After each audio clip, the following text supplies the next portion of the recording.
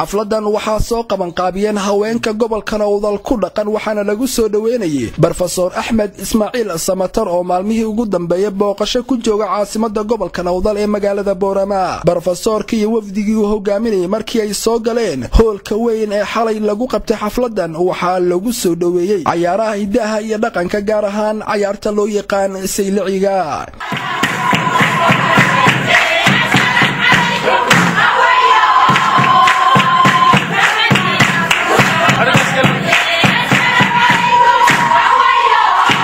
waxaana ugu horeen xafladan ka hadashay Maama Sacaada Nuur Geedi waxayna ku soo dhaweysay gobolka Nowdal Professor Ahmed Ismaaciil Samatar.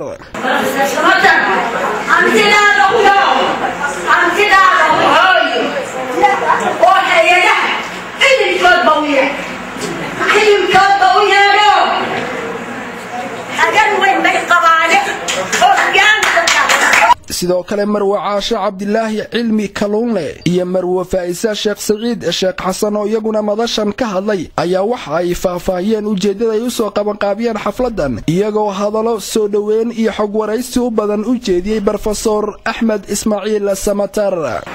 Professor Abu Sanqo dhalinta yar waxaan ka barayaa inaad raadiso wixii aad raadin kartaa iskawada shibaahato وحكى حتى أعرفه وقرر ما كان وصل ما تجمعنا لا وإن هذا المحصولين ما كان حدون يا بروفيسور كأي بروفيسور كذا فأنا وأنا أريد فهو قرر يردون كذا يندوننا إلى صوصاتهم. فإن مهم منه إن ذكرنا لقد الصوت ذكر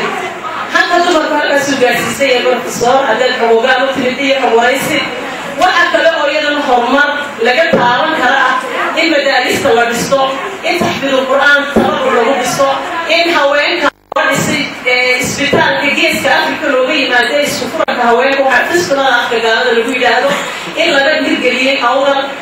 Professor Ahmed Ismaaciil Samatar oo gabagabadii xafladan kula hadlayay haweenweynaha gobolka Nowdal ee xafladda soo qaban qaabiyay ayaa waxa uu ka shanqariyay amuuro dhowr ah waxaana hadaladiisa kamid ahaa waxa ay soo koriyay guri ah dumarkii ragga isku yihiin oo tartiib u leeyihiin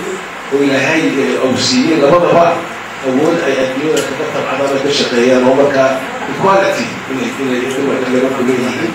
waxaan ugu kala baxayaana ay tahay fikrad iyo karti iyo maskax ayaa mahadsantihiin. intii ay xafladan socotay waxa uu professorku hees kaga luuqeeyay xafladan iyadoo heestaasina ay soo jiidatay guud ahaan haweenkii ka soo qayb galay xafladaasi.